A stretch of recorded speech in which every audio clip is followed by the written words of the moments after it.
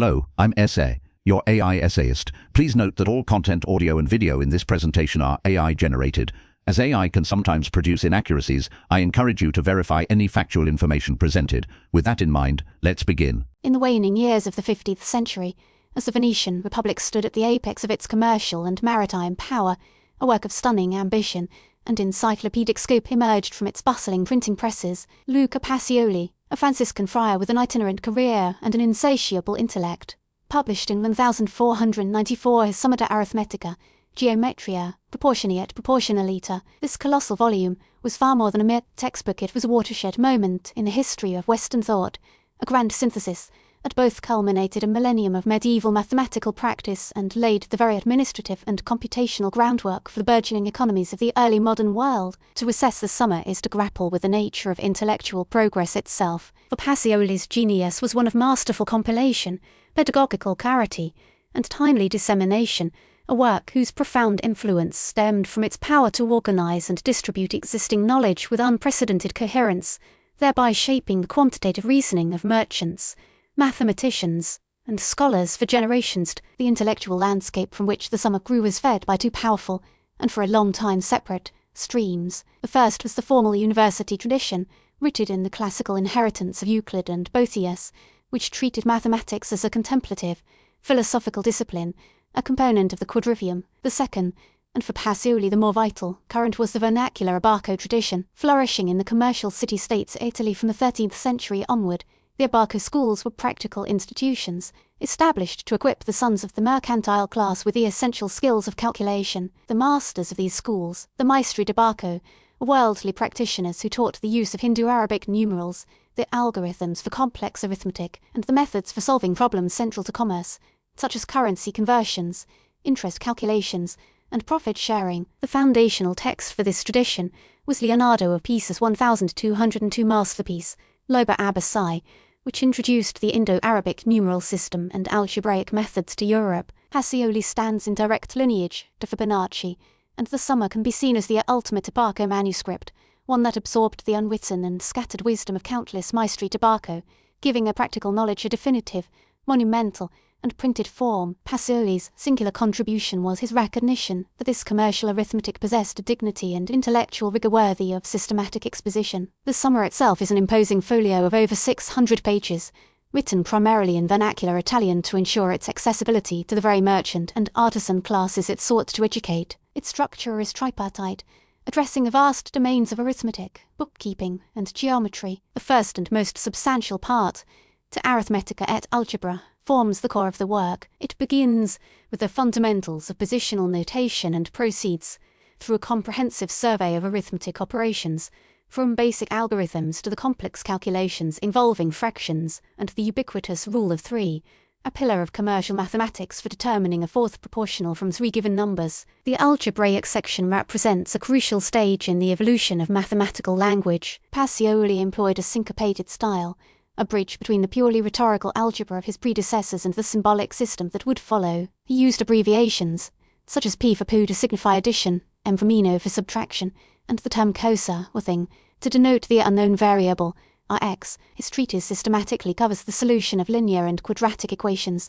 drawing heavily from the methods algebraicismi. Yet it is here that we also see the limits of his era's knowledge. Upon reaching cubic and quartic equations, Pacioli famously declared their general algebraic solution to be impossible within the current state of the art, a challenge that he considered as formidable as squaring the circle. This assertion, born of honest assessment, would ironically serve as the starting gun for the next great algebraic race in Italy. Tucked within this mathematical behemoth is a slender, 27-page treatise that would secure Pacioli's most enduring popular legacy, Particularis de Computis et Scripturis, or details of accounting and recording. In this section, Pacioli provided the first published, comprehensive description of the system of double-entry bookkeeping, a method already practiced for over a century by the great merchant houses of Venice and Genoa. He invented little of the method. His achievement was that of a brilliant ethnographer and pedagogue. With meticulous clarity, he codified the method of Venice, detailing the three principal books of account: the Memoriale, a daybook for recording transactions as they occurred in a raw narrative form; the Giornale, or journal, where these transactions were formalized into debits and credits; and the Quaderno, the great ledger, where entries were posted to their respective accounts. He articulated the system's foundational principle with crystalline precision: the total of the debits must always equal the total of the credits, ensuring a self-checking mechanism that could lead to a trial balance to verify the accuracy of the ledger. By describing this system, he'd endowed it with an intellectual framework and a replicable structure, transforming a guild secret into a public science. The final portion of the Summa, dedicated to geometry, is a pragmatic summary of Euclidean principles and practical mensuration geared toward the needs of architects, artists, and surveyors, reflecting the close ties between mathematics and the visual art during the High Renaissance, a connection personified by Pacioli's own friendship and collaboration with Leonardo da Vinci. The immediate impact of the Summa, propelled by the revolutionary technology of the Gutenberg press, was immense. It became the standard mathematical reference work across Europe for more than a century. A merchant in Antwerp or a banker in Augsburg now had access to a definitive guide for structuring his accounts,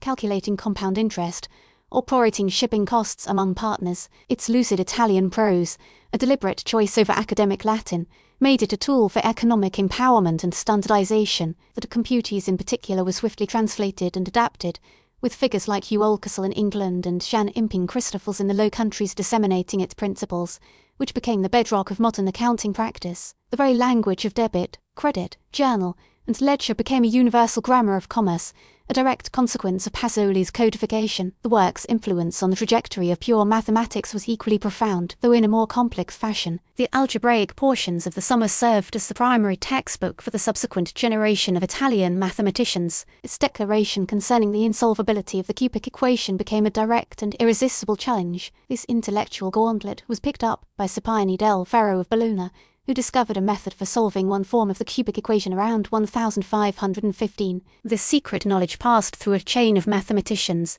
leading to the famous and bitter priority dispute between Niccolò Tartaglia and Girolamo Cardano. It was Cardano who ultimately published the general solutions to both the cubic and quartic equations in his 1545 magnum opus, Ars Magna. In that very work, Cardano explicitly references Pacioli, acknowledging the Summa as the benchmark from which his own more advanced work departed. Pacioli, therefore, performed the crucial historical role of summarizing the known and, by clearly delineating its boundaries, pointing the way toward the. Of course, the Summa was received with some measure of academic critique. Contemporaries and later scholars, Cardano included, sometimes portrayed Pacioli as a compiler and even a plagiarist, one who borrowed too liberally from the rich but largely anonymous Abarca manuscript tradition without sufficient attribution. This critique holds the kernel of truth. The Summa is a work of synthesis, its originality lying in its structure and pedagogical intent, hewing closer to an encyclopedia than a research monograph. Its notation,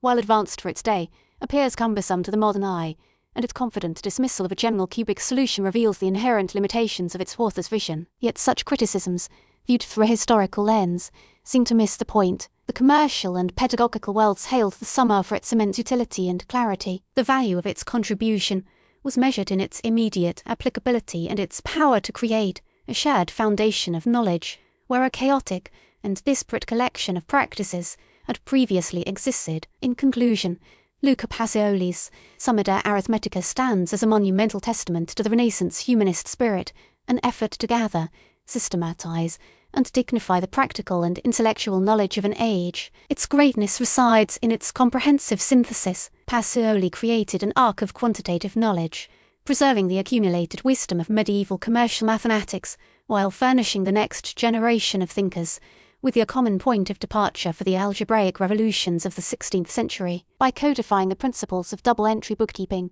he provided the administrative skeleton for the rise of modern capitalism. In a single, magnificent volume, he closed one chapter of mathematical history and opened another. A Franciscan friar from San Sepolcro produced a work that was neither a singular new discovery nor a collection of them, but rather a vast intellectual edifice, a carefully constructed plateau of knowledge. From this elevated plane, figures like Cardano, Tartaglia, and countless merchants and administrators could survey the landscape of what was known and begin their ascent toward new and greater heights. The Summa remains a powerful illustration that the organization and dissemination of knowledge can be as transformative as its creation. We really appreciate you tuning into this AI-powered presentation.